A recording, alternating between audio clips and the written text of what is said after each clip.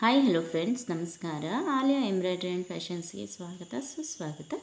Friends, ಇವತ್ತು ನಾನು ನಿಮಗೆ ಎಂಬ್ರಾಯ್ಡ್ರಿ ವರ್ಕ್ ಮಾಡಬೇಕಾದ್ರೆ ಬ್ಲೌಸ್ ಮೇಲೆ ನಾವು ಮಷಿನ್ಗೆ ಹಾಕಿರೋ ಆಯಿಲು ಅಲ್ಲಲ್ಲಿ ತಾಗೋದು ಸಹಜ, ಕಾಮನ್ ಅದೆಲ್ಲ.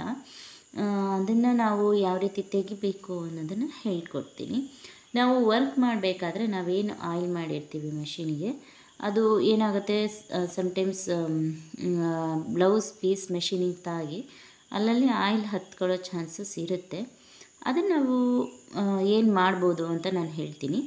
ಬಟ್ ಏನಪ್ಪ ಅಂತ ಹೇಳಿದ್ರೆ, ತುಂಬ ಎಲ್ಲಾದರೂ ಆಯಿಲ್ ಕಾಣಿಸ್ತಿದೆ ಅಂತ ಅಂದಾಗ, ಅಂದರೆ ನೀವು ವರ್ಕೆಲ್ಲ ಮಾಡಿ ಫಿನಿಶ್ ಆದಮೇಲೆ ಆಯಿಲ್ ಇನ್ನೂ ಕಾಣ್ತಾ ಇದೆ ಅಂತ ಅನಿಸಿದ್ರೆ ಮಾತ್ರ ತೆಗಿರಿ. ಇಲ್ಲ ಅಂದರೆ ಅದು ತೆಗಿಯೋಕ್ಕೇನು ಹೋಗಬೇಡಿ.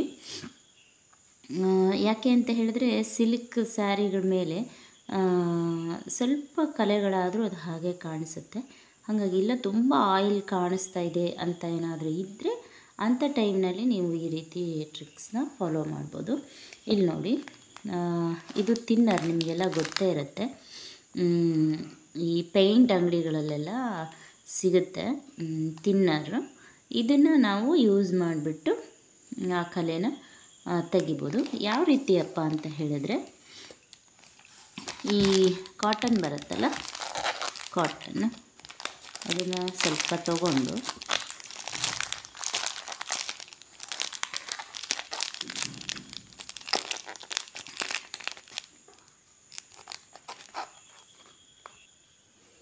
ನೋಡಿ, ಈ ರೀತಿ ಕಾಟನ್ ತಗೊಂಡು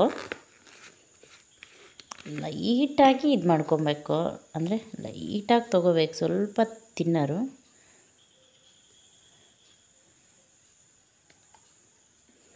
ತುಂಬ ತಗೋಬೇಡಿ, ಈ ರೀತಿ ಹಿಂಡ್ಕೊಂಬಿಡಿ. ಸ್ವಲ್ಪನೇ ಸಾಕು. ಜಸ್ಟ್ ಅದನ್ನೇನು ಮಾಡಿ ಅಂತ ಹೇಳಿದರೆ, ಈ ರೀತಿ ಆಯಿಲ್ ಬಿದ್ದಿರುತ್ತಲ್ಲ ಅದ್ರ ಮೇಲೆ ಈ ರೀತಿ ಒರೆಸಿ. ಇದನ್ನು ನೀವು ವರ್ಕು ಫಿನಿಷ್ ಆದಮೇಲೆ ನೋಡಿ ಮಾಡಿ. ಯಾಕೆ ಅಂತೇಳಿದರೆ, ವರ್ಕ್ ಆದಮೇಲೆ ನಿಮಗೆ ತುಂಬ ಆಯಿಲ್ ಕಲೆ ಕಾಣಿಸ್ತಿದೆ ಅಂತ ಹೇಳಿದ್ರೆ ಮಾತ್ರ ನೀವು ಇದನ್ನು ತೆಗಿರಿ. ಇಲ್ಲ ಅಂದರೆ ಏನು ನೆಸಸರಿ ಇರಲ್ಲ.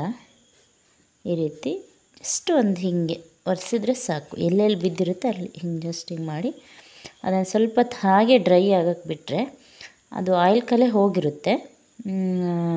ಸ್ವಲ್ಪ ಡ್ರೈ ಆಗೋದಕ್ಕೆ ನಾವು ಟೈಮನ್ನು ಕೊಡಬೇಕಾಗುತ್ತೆ. ಮಾತ್ರ ಈ ರೀತಿ ಒರೆಸಿಬಿಟ್ಟಾಗ ಕಲೆ ಹೋಗುತ್ತೆ.